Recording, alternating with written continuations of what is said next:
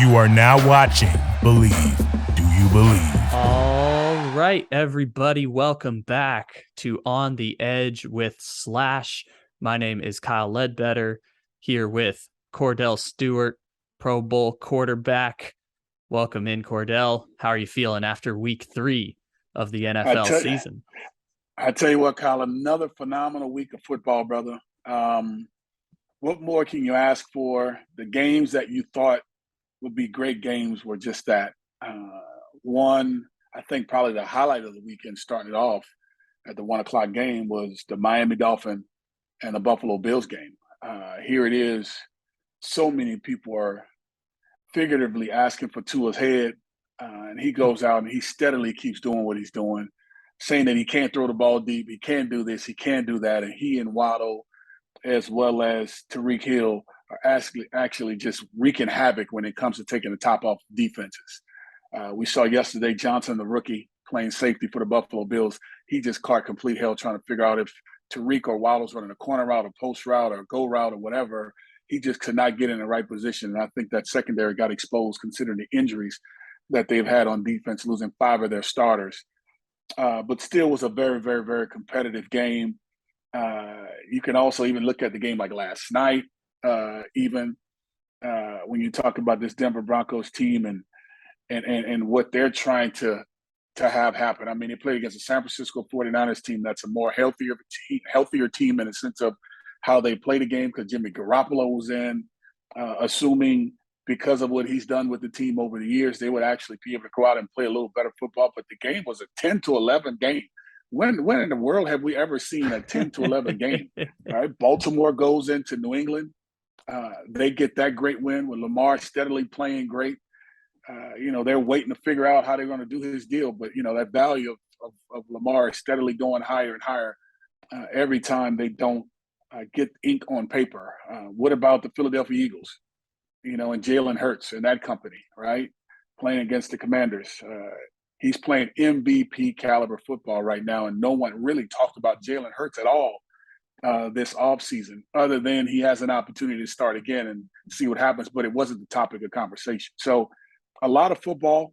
You got even the Carolina Panthers, who got their first win, beating the New Orleans Saints, and Jameis Winston steadily just turn it over. He's not waiting until Thanksgiving for that to happen. He's doing it early before we actually get into the month of October. So a lot of great football. We could talk about a whole bunch of stuff, but that's what makes this game so intriguing, right? We can come up with all the spreads and what's the points and minus and plus, and I give plus 600, whatever the case may be, and you end up finding teams winning that honestly you're not thinking about can actually go out and get it done. And not saying they can't win on any given Sunday, but it's just to see these teams going back and forth, the ebb and flows of how the games are being played.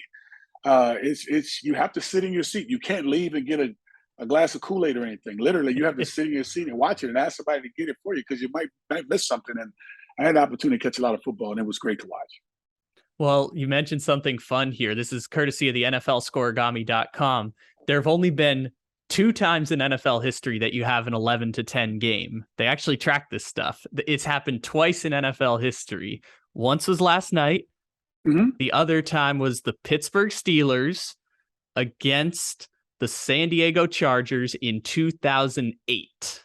It's the only other time that's happened. Wow. I mean, that's crazy. Like, how do you get those points? Like, you add it up. Okay, so Jimmy Garoppolo steps out of bounds.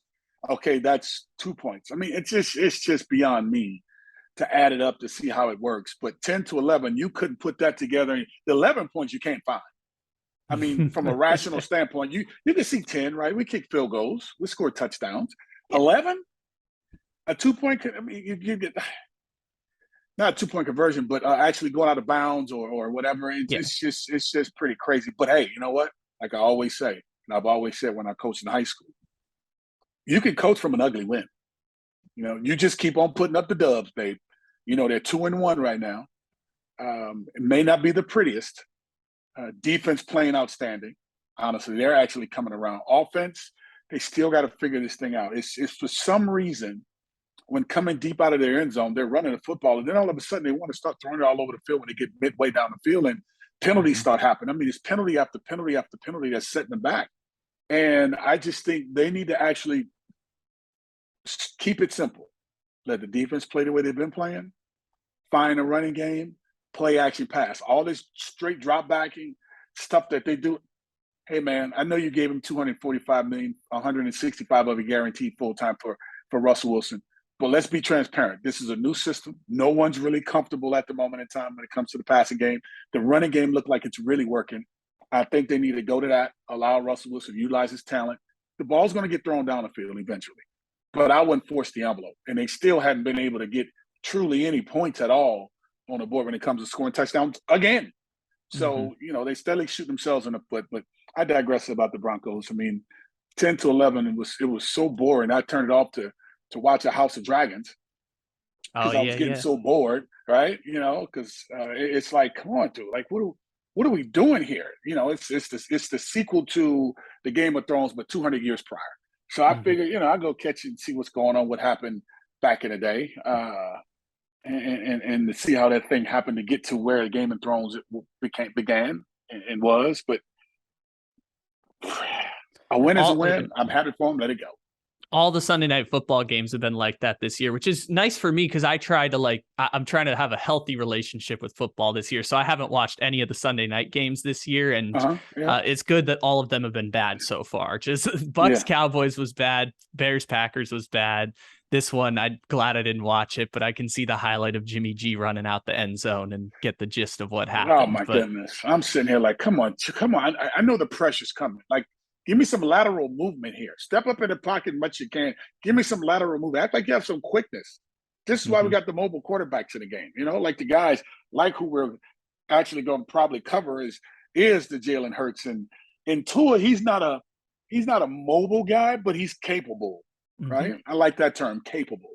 And those are two guys that I think have been really playing some really sound and outstanding football, actually.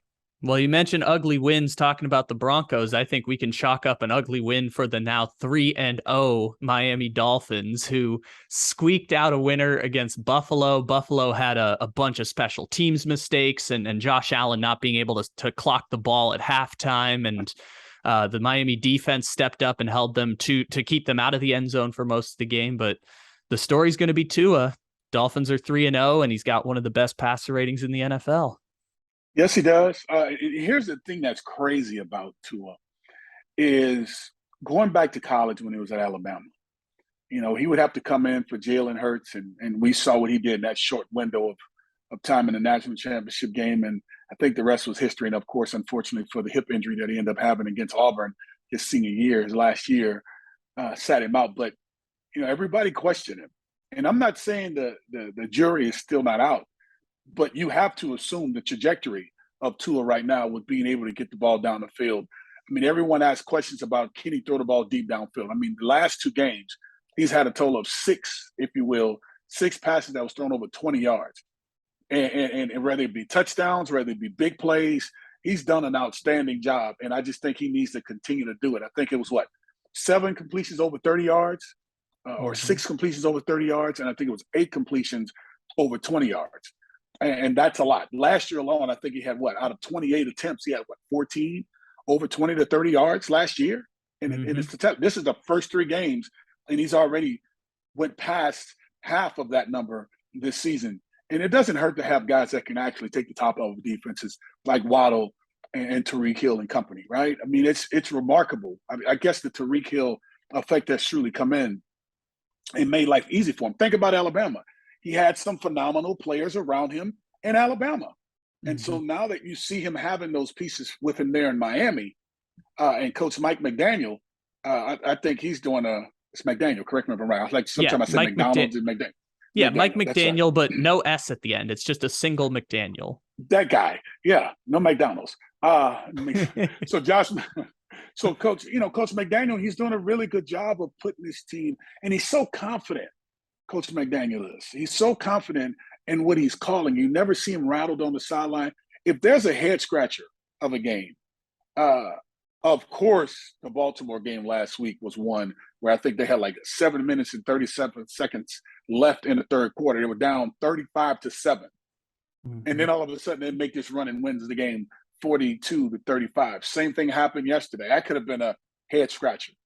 Here it is. It's scorching hot for both teams. Of course, Miami Dolphins will be a little bit more acclimated to it because they're in that weather all day, every day. But even they were hurting. I mean, you're starting to drive from the -2 inside the -5 yard line, and you take it all the way down, and they're just exhausted. You have to call timeout because you're having heat exhaustion by a lot of the players. You can't get prepared good enough for something of that magnitude, whether it's IV bags or whatever the case may be. Diggs, I mean, he couldn't even be a part of it. So the good thing about this for both teams, which I think would create some balance, I think, as we move forward, is these two teams aren't going to have to deal with this type of weather against each other again, right? Yeah.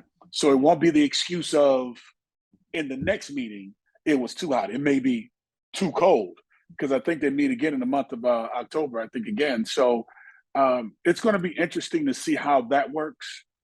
They weren't conditioned before this game. You have to assume playing in 95 plus to 99 plus degree weather that both teams are truly in shape. But Tua right now, he's second in yards, he's third in TDs. He's 20th when it comes to sacks in National Football League, so they're keeping him upright, and he's able to go out and actually get some things done. When it comes to passing completions, yards, he's at 12.8 and a half, 12.85, which is 7th in the National Football League. So that means pretty much every pass, it's a first down for the most part. If they're staying ahead of schedule when it comes to throwing the ball. So right now for me, I just see Tua playing some really sound football. It's easy if you're into the nitpicking and the poking. You know, some can say, "What didn't I tell you he was going to be okay?" But you know, they're keeping it clean. They're keeping their heads down. Those guys are really grinding. I think Coach McDaniel was doing an absolute phenomenal job with him to keep him. He looks extremely comfortable, like he's been in this system for a very long time. You see him going back. He's hitting the ball. He's hitting his back foot. Ball's coming out. We have to pop up to find the next guy. He's popping up. No way he goes to the secondary read, to the third read, if you will. He steps up, scrambles, moves a little laterally, run to the line of scrimmage, going north and south, throwing it if he has to, getting yards if he needs to with his feet too as well. So Tua right now is playing the game the way the game is supposed to be played, which is effective, efficient, but most importantly, not turning it over too often at all. And you reminded me of two things that I'd forgotten about over the course of all those games that happened yesterday, which was Tua and the Dolphins offense was off the field for 28 consecutive minutes during that long Buffalo drive. Buffalo held it for 8.5 consecutive minutes. And obviously Diggs left the game at the end with cramping. Tua wasn't asked to do as much this week as the Baltimore game. He had over 50 passes in that game and only had 18 this week. And the one play that he had to Waddle on 3rd and 23 was just perfectly executed. And it's the one big play that you'll take away from a game that didn't have as much Tua, but he just executed that play so beautifully by looking off the safety and putting it right in stride with Waddle, where I forgot who Micah Hyde's replacement is, but as Micah Hyde's replacement is coming back, he puts it right in Waddle's hands with like a yard of separation between the two. Well, the best thing about that play was if you watch the route, he gave the young, they attacked Johnson all day, the young safety, the rookie safety, made it seem as if he was running a corner, made him open his hips, and he shot across his face and kept it really skinny and tight to that side safety so that the backside safety wouldn't be able to come over and make a play, which after the catch, he took 2 to 3 steps and he ended up making a tackle. So it was phenomenal position on the football field. Extremely, as you alluded to, great job with his technique, looking off the safety, holding him on this side to the left side of him, but allowing Waddle to take care of the front side safety. That's a lot of trust between the two. Of course, they play together in Alabama. That's the trust between the two. I'm going to do my part over here. You do yours over there. When I take the next look, hopefully you're open. He was, put it in the spot, and the rest was history when it came down to how they had to execute that play. But anytime you have players on the same page, I could date back to when I was in Pittsburgh with Yancey Thigpen. You know, Yancey Thigpen was about 6 feet tall, working at about 220 pounds, 15 pounds or so. And he was a big receiver with a long catch radius. His arms were really wide. I could put it in any place and he would catch it, as long as it wasn't behind him where the defender was actually chasing from. but he would be able to actually catch the ball in any area, which caused me to throw it with a tremendous amount of anticipation because he came out of his route running full speed. That's what you get from Tyreek Hill. That's what you get from Waddle and company.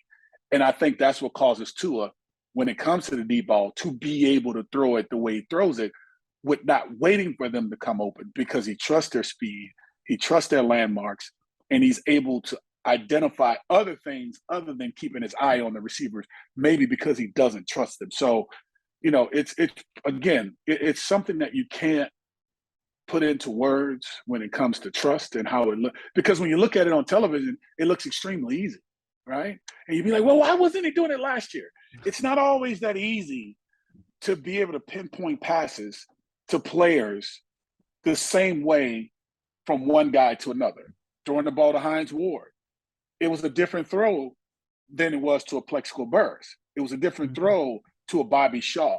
It was a different throw to a Will Blackwell and a Courtney Hawkins, receivers coach of Michigan State. It's just different. And the late Charles Johnson and Andre Hastings, and I could go on in the list, and Mark Bruner even.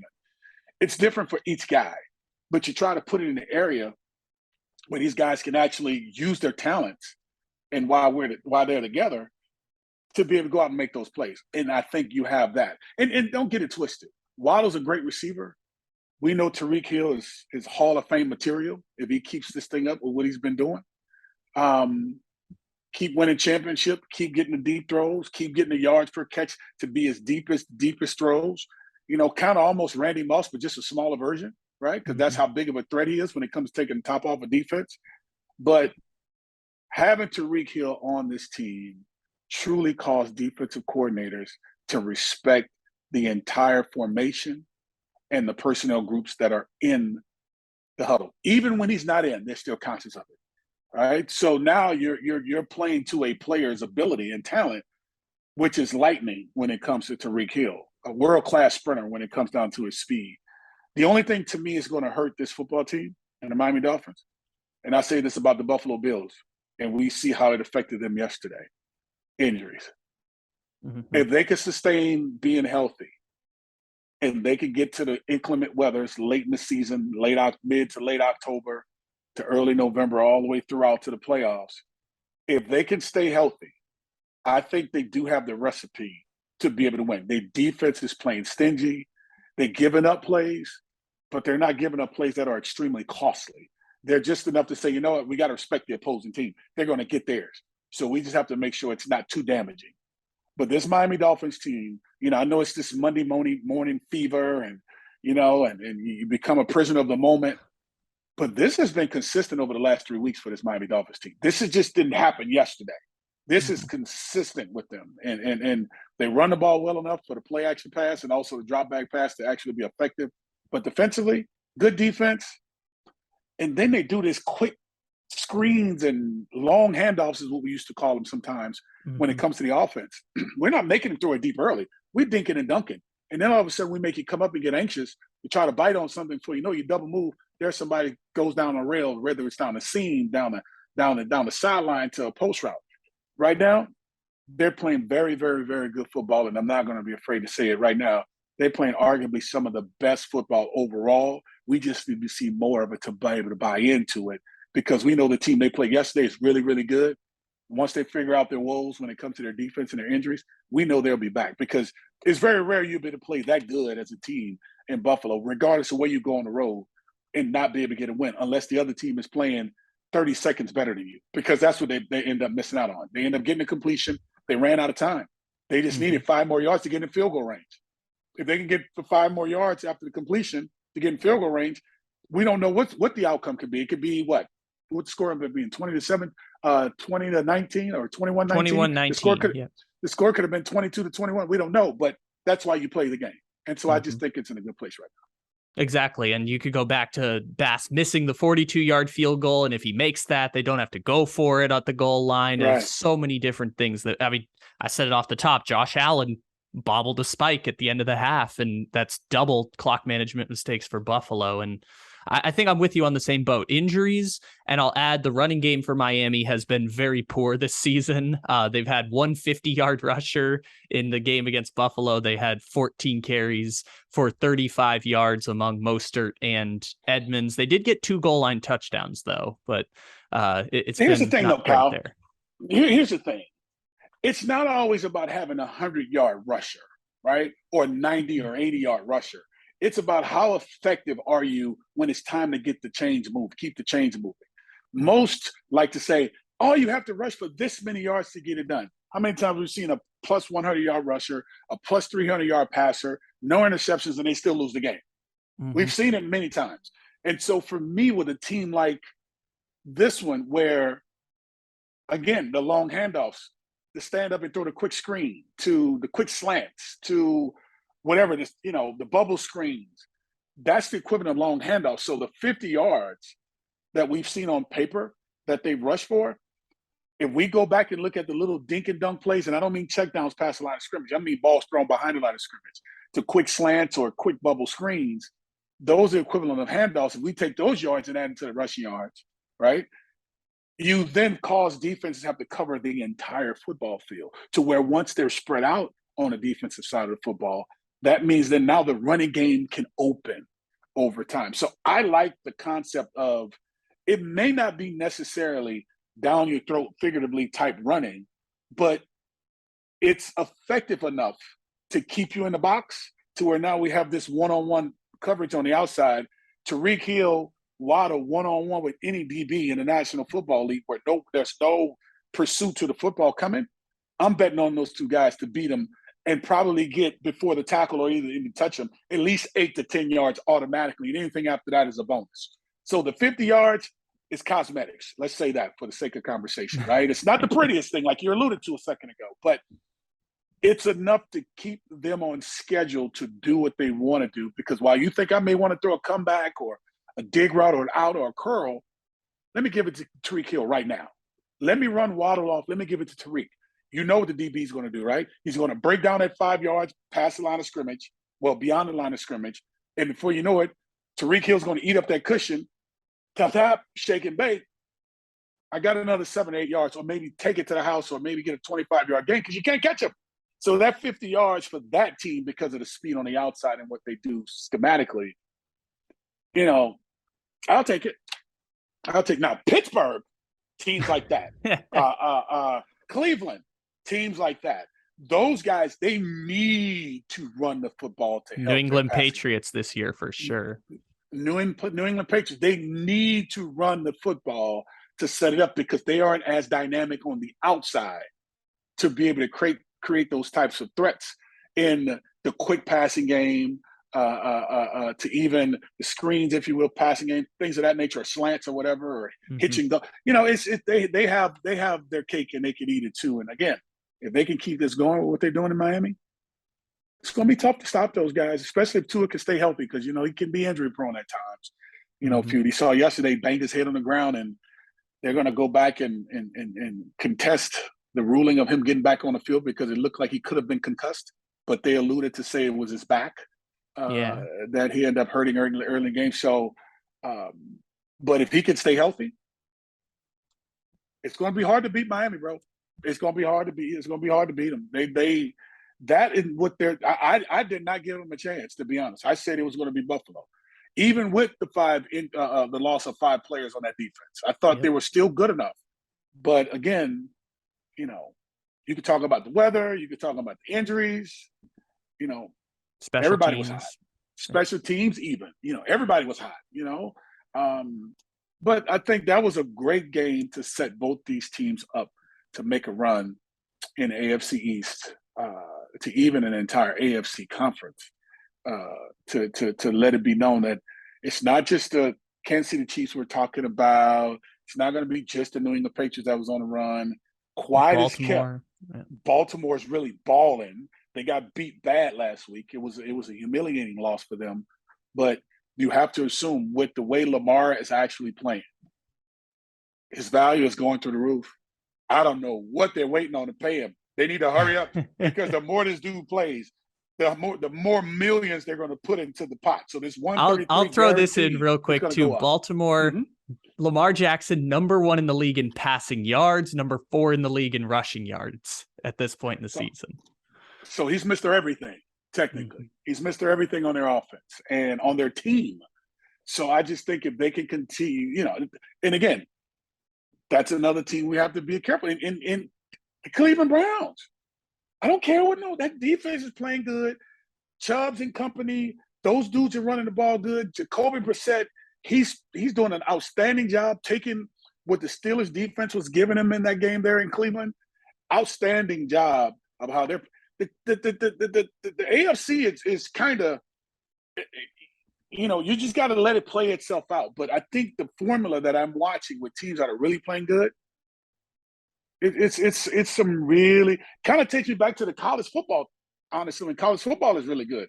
That's how excited I am about the NFL this season, starting off this early, considering they only had 3 preseason games and it's taken teams this long to really get going, right? Teams won yesterday that we didn't think were supposed to win.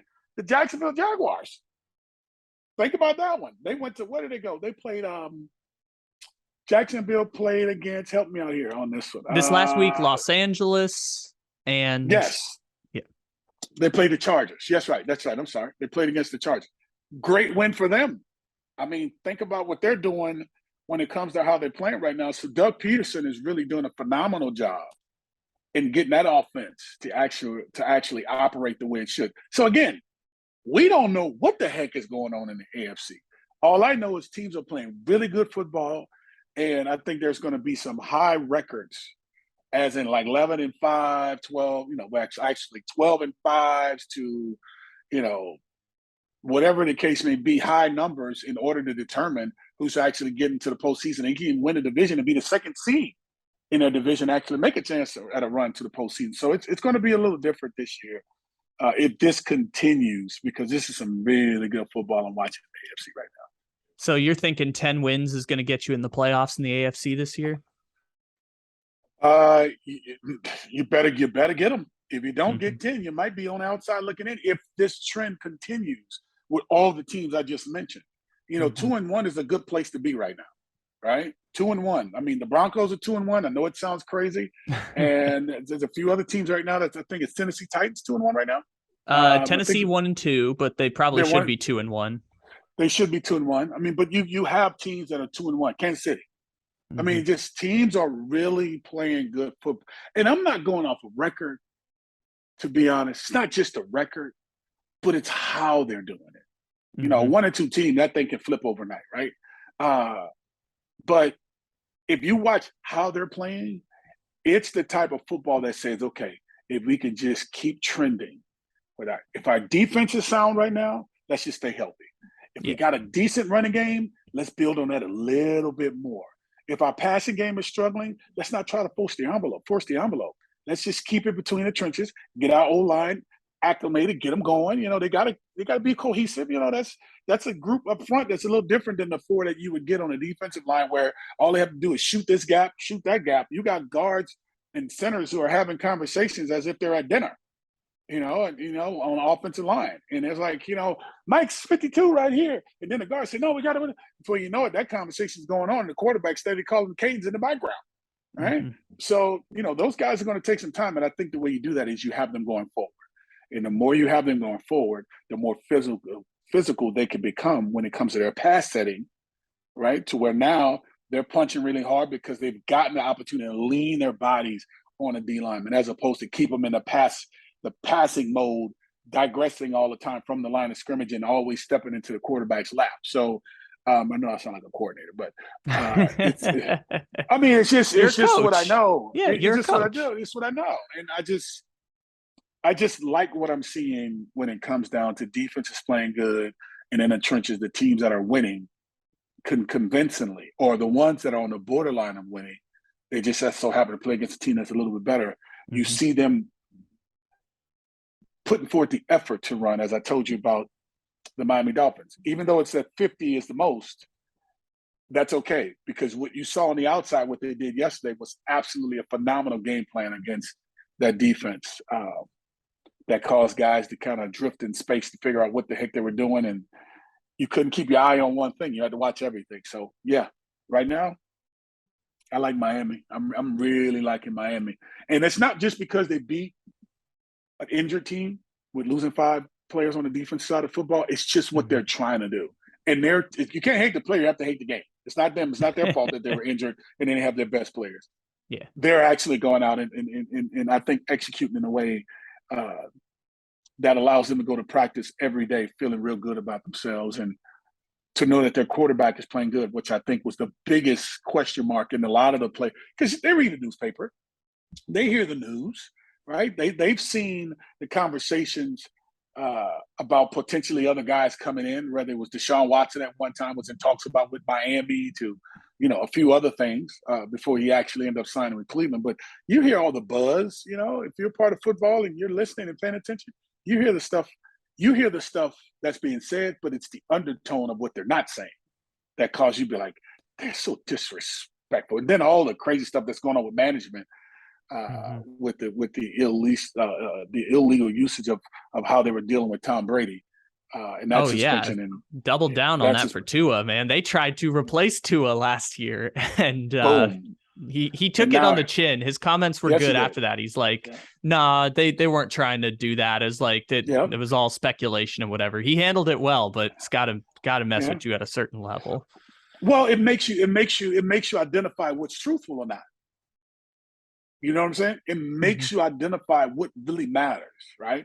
And when all this stuff is fabricated in the media, in a sense of trying to create story and narratives, I'm putting on my player's hat now. You have to be able to block out the noise, and if you can block out the noise and keep the perspective of what this is about, then going out and performing becomes real easy, And I think you see Tua not blinking an eye, right, on the narrative that was created about him, whether it was talking to a Tom Brady and saying that he could have had some stock in the team or whatever the case may have been, from those alleged rumors that were running around out there. Nothing I've seen. Go ahead. I'm sorry. Go ahead. No, the tampering charges concretely determined that, like, yes, they had a plan in place, and then the Brian Flores lawsuit happened, and therefore it broke up the Tom Brady, Sean Payton talks. But had perhaps that never happened, there's an alternate world where Tom Brady is the quarterback of the Dolphins, and everything would have been turned upside over its head. So him coming into this season, then you compound that with the conversations of he can't throw the deep ball. Mm-hmm. I mean, he's put up 6 of them in the last couple games, and he only threw 14 last year. Let's be honest. I don't care if it's past 20 or 30 yards. When you're putting it up in the air just in the last 2 games that many times for positive yards, it's like, what are we looking at as people who are covering? We're trying to find a glitch in the armor, so to speak, but the kid is playing really good right now. And the best part about it for him, which makes you become a fan if you aren't one, is that he's doing it with grace. Mm-hmm. He's doing it with grace. He's handling himself so professionally, to the point where he plays good enough this year with that relationship he has with Mike McDaniel. I would honestly say they might go to the drawing board to want to do a deal with him. Mm-hmm. I would say. He's eligible after this season for a deal, and that's something on the table. And that's something on the table. So when you start looking at this, he plays the way he's playing right now. I can see Tua getting him a mega buck deal. Like, I mean, the numbers now are crazy for quarterbacks. I mean, dude. I mean, you got Russell Wilson. They can't even score a touchdown. They win 11-10. This brother gets a $245 million deal. 165 is guaranteed. I mean. Now, allow me to say this. I'm a huge fan of Russell Wilson. Over the last 10 years of his career, which he's only played for a decade, 9 of those years he's gone to the Pro Bowl, okay? So the brother has been playing remarkable football. But I'm just saying, you can play this kind of football, make this kind of money, and it's somewhat okay. So if Tua's playing the way he's playing and he can continue this run, I'm not going to say he's going to get the 50 million Rodgers to the 49 Russell Wilson, but anywhere from 45 or better, you have to assume that's the category he falls into, especially with the weapons he have with Tyreek Hill on the outside. That relationship is phenomenal. Waddle, we've seen what he's done with him in college to where what he's doing now with him, and they both feed off each other so remarkably. And now I'm talking about Tyreek Hill and Waddle. I mean, that relationship looked like it's wonderful. And I think everyone else kind of falls into play. Once they can get him a viable tight end that can actually cause issues with linebackers to have to come up and grab him and to take make them come up a little bit more to create a little space between them and the safeties and throw those dig routes behind to those post routes, those double. Oh, my goodness. It can become crazy. But I see Tua after the season, if he can keep this up, getting him one of those big deals. I'm talking about guaranteed of $150 million bucks. Because I mean, that's look at what we got right now with Russell Wilson. That's 165 guaranteed. And Derek Carr's at 120, so he's somewhere in between those two. And he's playing better football than Derek Carr. Mm-hmm. Okay. I mean, there were talks that they should have traded Derek Carr when he was at the Raiders not so long ago. I mean, that's what John Gruden coming in there. There was conversation, not knowing for sure if he was going to make that. And he's getting 120 guaranteed. Why can't Tua get that kind of number? If he beats arguably the best defense in all of football. Mm-hmm. Of course, there were 5 players hurt on that defense. Don't misinterpret it. But to be able to go out and ignore the noise and produce the way he has, that means between his ears with the right things in place around him, this guy can actually go out and function well. Why couldn't he get $145 million guaranteed? Why couldn't he? I mean, whose team's playing better football and who has the better upside? I'm looking at Tua right now, to be honest with you, not because I'm being a prisoner of the moment.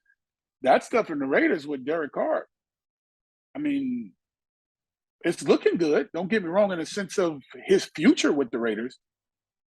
But as far as play, Josh McDaniels come in. Yeah. Say I throw out another name also, like Stafford got 140 guaranteed this offseason. Like Tua could get the money that Stafford's out here getting after the Super Bowl. That's all I'm saying. Now, of course, that's after winning the Super Bowl. And of course, he's older. He's got some miles on the tread, got tread on the tread on those tires kind of worn down a little bit. So you still have to respect him in the marketplace. That's what happened with Matthew Stafford. I think Tua, he's young. He's his third year. He's still young. He still has time. He has a minimum of 5 more years added into this to be able to be productive. Now, will he have Waddle the entire time? Will he have Tyreek Hill for the majority of those? Yes, he will. He'll have Tyreek unless, they just decide to get some put Tyreek down the road. But I think Tyreek is pretty much comfortable for the next 3+ years, at least 3 to 4 years. And Waddle's only in his second season, which means he's with the Dolphins for 4 more years also. He's with the Dolphins for 4 more years. So you go ahead and get Tua out the way. You get Waddle up next after that. Then, the rest becomes history. So, again, my conversations on Tua, the way he's playing, for him to get anywhere from 145 to 150 guaranteed money, being in the top 5 in all these categories. Well, I mean, look what Dak Prescott's got. Mm-hmm. I'm just being transparent with the marketplace. The marketplace is numbers that are crazy. Lamar Jackson turned down 130. They offered him 133, and he was an MVP. And here it is, Tua's playing on a team that's beaten some really good football teams and doing it handsomely by going on the road, being down by 4 to 5 touchdowns, 4 to 5 touchdowns in the game against Baltimore. And then all of a sudden he comes and win that game 42-35. And look what he did yesterday by sitting on the bench for a long time, not warming up, staying cool, and goes out and gets it done. I mean, come on. Yes, I see Tua being able to get a big deal. And trust me, if he becomes eligible after the season and they choose to go somewhere else to get someone else, I don't think that happens. I think the players gravitate towards him. You saw how they were all cheering with him. They're having a great time with him. And that's one good thing about a locker room when you're playing good with guys. When you're out there working, they see you go through something and you're able to battle through and persevere. Guys end up become big fans of yours. The backup stays the backup. Teddy B didn't do good when he came in, but that was only for a little small window. Yeah, he just threw 2 passes and then they went to halftime and everything was good there. And lucky. Dolphins got a fun one this week, Thursday night at Cincinnati. That's going to be a fun one to watch. Yeah, and Cincinnati turned it around this week and got them win on the road against the Jets, who was coming off of flying high off of that great win that they had playing against the Cleveland Browns not so long ago. So they that was a great win. I just think for the confidence and the morale of that team, considering what they came off of last season. So we knew they had their woes of protecting Joe Burrow. They still do have those issues, but it's some really good football being played there. But if Miami gets a chance to go on the road and play against the Cincinnati Bengals and get that dub, I mean, you're going to talk about the defending Super Bowl contenders. That conversation comes into play. And, it just means that he's knocking them down. He's knocking them down. So he knocked down Josh Allen, knocked down Lamar Jackson, and when you can continue to do something like that, the marquee players in this game, it puts you in that class with those guys. And right now, it's a classy guy right about now. The way he's been playing. I like that. Pretty classy guy right now. He's feeling classy. He's feeling classy, baby. Let's talk about another classy guy from Alabama. His name is Jalen Hurts. And Jalen Hurts had himself one heck of a game against Washington. Ended up putting up 300 yards in the first 3 quarters of the game. The Eagles end up routing Washington. I believe it was 24-2 by the time it reached garbage time. And it was a heck of a game and a heck of a start to the season for one Jalen Hurts. Yeah, Jalen is surprising everyone. He's a little bit more outspoken. His attitude is night and day. He is my frat brother. He's my fraternity brother. So his DNA and how he is and how he's balling is pretty remarkable, to say the least. And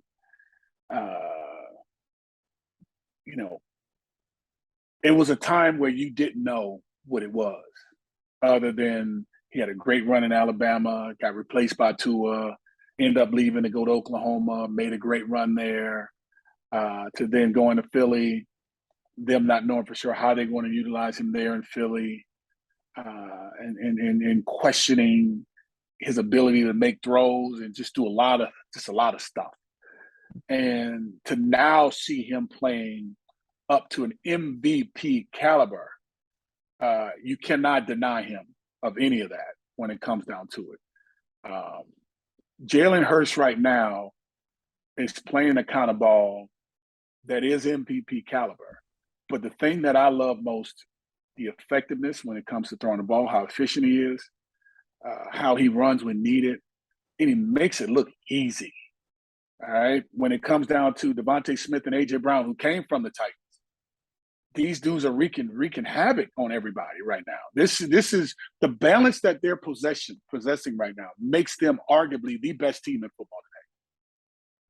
Because Fletcher Cox and Hassan Reddick, right now, the way they're playing on defense, offensively, the way the ball is being moved around, not turning the ball over pretty much by Jalen Hurts, commanding the field when out there playing, throwing the ball with the timing that I think we would love to see all quarterbacks do it. And how about that, as you alluded to, as you were introducing this topic, there's 2 Alabama quarterbacks right now that have the most wins in the National Football League, former Alabama quarterbacks. That's Tua Tagovailoa as well as Jalen Hurts. Right now, balling. You have Matt Jones, if they get that win this past weekend, because they was playing good enough, hurt his ankle, that's another one out there balling right now. So all with the pedigree and the DNA of what Nick Saban created there in Alabama, these guys are becoming marquee players in the National Football League. And it goes to show you how those guys were actually taught the game of football, because they're able to come in and handle the pressure extremely well. Tua doing a phenomenal job, Jalen Hurts standing up to the noise and the competitive juices that flows throughout Philadelphia, because that's not an easy place to play, in Philly. I think they set the doll of Santa Claus on fire up there in Philadelphia at one point in time. The people are pretty different up there in Philly, man. But yeah, that's through the passion. batteries at Santa. That's them. All of that kind of stuff, right? Throw batteries at Santa, setting stuff on. I mean, all kind of crazy stuff going on here, bro. So, if you can play in that city and produce and deal with that type of pressure, you're pretty strong. You can handle it. And right now, I see Jalen Hurts. I see them actually winning that division. I know the Giants are playing really good right now. Getting Saquon Barkley involved. I think the energy from the head coach to the team has been tremendous with being able to play hard getting a touchdown, going for 2 a week or so ago. I think that energy is trending in the right direction. We know they have a game coming up pretty soon tonight against those Cowboys.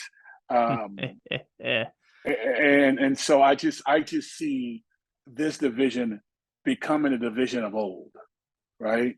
I know Washington Commanders are struggling. You know, they can't figure it out. But when you have the Dallas Cowboys and you have the Philadelphia Eagles, which is a rivalry, but then you have the Cowboys and the Washington Redskins, that's a rivalry. Like all of that mixture of them three, man, that if they can get it going, the Giants, I meant to say, the Giants being in the mix now too, with how they've been playing, it's going to be pretty intriguing in the NFC East. I'm liking it, right? I like what I see. I'm telling you, the landscape of football right now is extremely healthy right now because there's no one team per se that's head over heels better.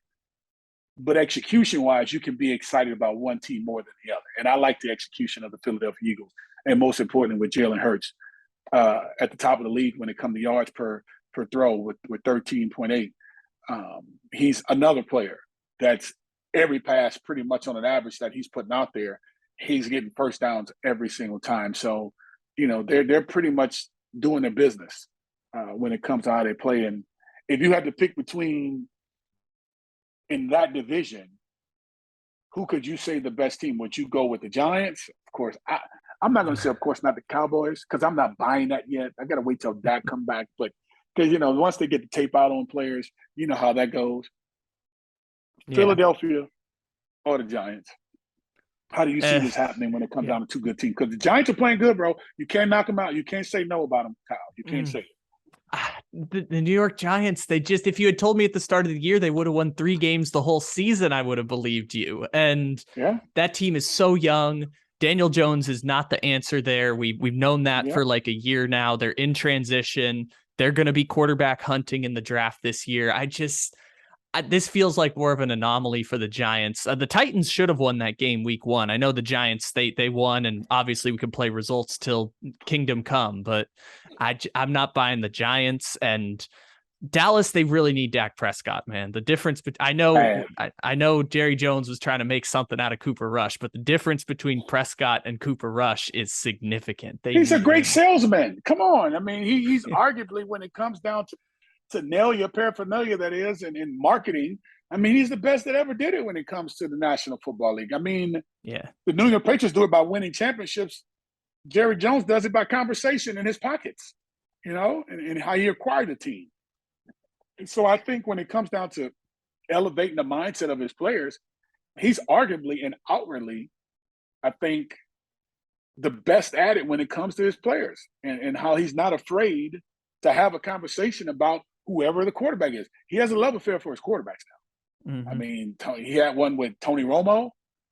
We know he has one with Dak Prescott. And now he's pushing Cooper Rush to keep his confidence high, to let him know we're not going anywhere else. You can't go to Kellen Moore. He's a play caller. Let him stay right there where he is. He's not coming in there. But you got to get Dak Prescott back, bro. But I'm not going to say I'm not going to buy the Giants. What I'm going to say is I don't think they're from a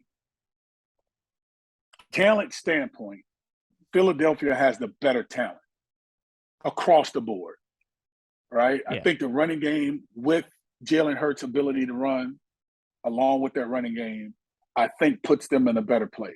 To have to solely depend on, you know, Ezekiel Elliott, for me, he's trying to do better so far, but compared to where he was, he's truly fallen off from the beginning. Since before he got his money, he's truly fallen off since. But Philadelphia is just a better team. Defensively, overall, they're extremely good.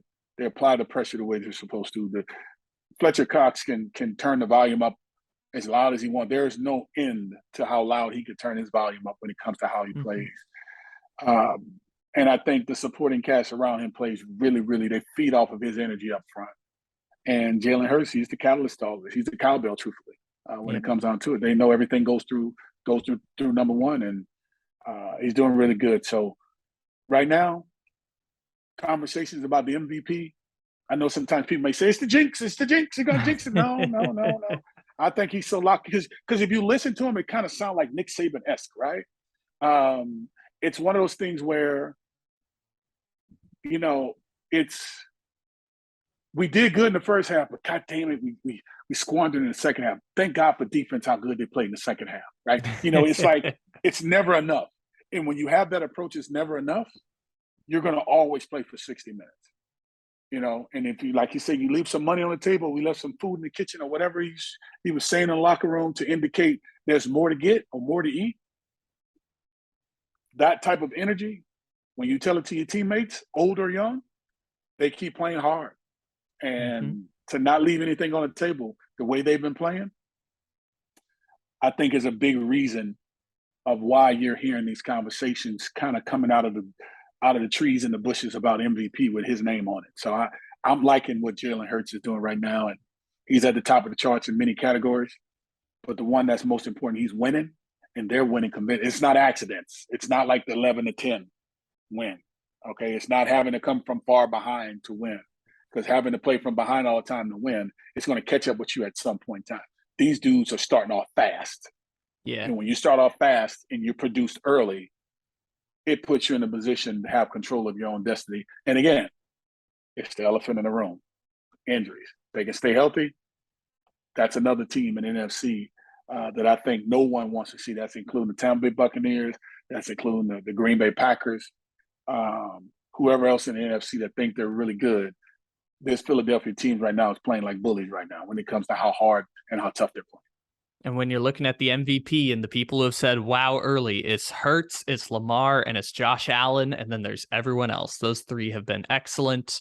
And I will also throw out, I know it's early in the season and it's hard to project stuff, but at this point, A.J. Brown and Devonte Smith are both on pace to have over 1,500 receiving yards on the season between the two of them. Obviously, Smith was the big guy last week. A.J. Brown, week 1, had 150 yards. Both of them have been excellent to start the year for Philly.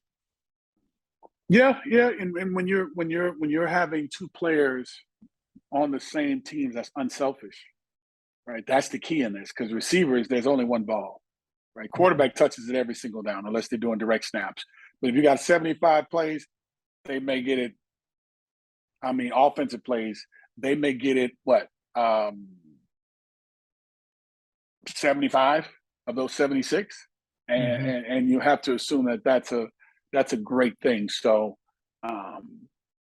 but that's good. I mean, you got two guys who are unselfish, and that's a tandem. Had opportunity to have a tandem like that in Colorado with Charles Johnson and Michael Westbrook throwing 1,000 yards or more to each one of those guys in one season in '92. And when you're putting it up in the air like that, and guys aren't selfish, and they're not behind the scenes, hey man, come over to the crib, I'm cooking, or stuff like that, or let's go hang out and go shoot some pool, or if nobody's doing that kind of stuff behind the door type trickery and foolery, this can be something remarkable. And because once it gets cold, you just want guys to be healthy, but that physical play and that approach right there can really catapult their momentum into that part of the season to where they'll have an opportunity to be able to compete. And I think play well enough to make a run, I would say, deep into the postseason, maybe even a chance to play for the big one.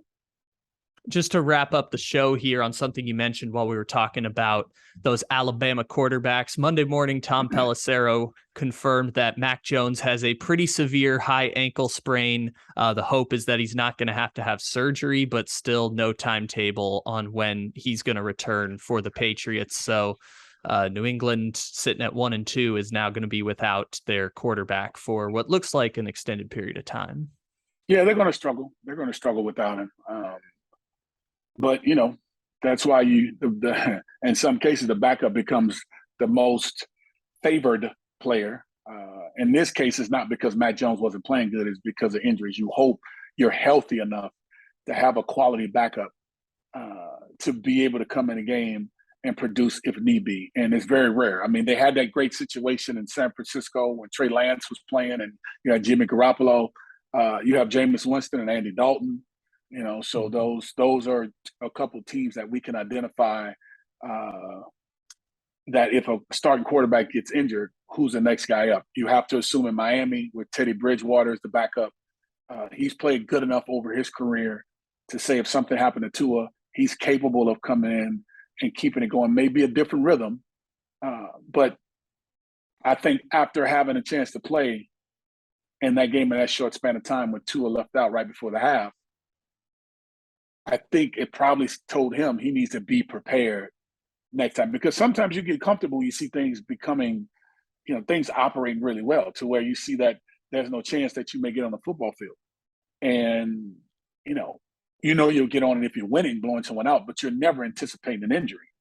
But in this case for me, I think, Teddy Bridgewater saw the writing on the wall that he needs to make sure that he's ready to come in and ready to go right now, not just coming in to hand it off and miss a wide open pass here, miss one there, because that can mess up their chemistry of making a run. So that's a team that's also in a healthy position. So you just wonder what the New England Patriots are going to do with Mac Jones being out for a little while. And if they don't have him in there, all it's doing is opening up for other teams in the AFC, especially in that division, let alone in the conference, because you have to say that Bill Belichick does a great job of getting guys prepared and ready to play. And I need to see how this is going to work if Mac Jones is not actually in there. Yeah, it's looking like it's going to be either rookie Bailey Zappi or Brian Hoyer coming in as the quarterback for the Patriots. Brian Hoyer. I like that name. Brian Hoyer. Good luck. How about that part?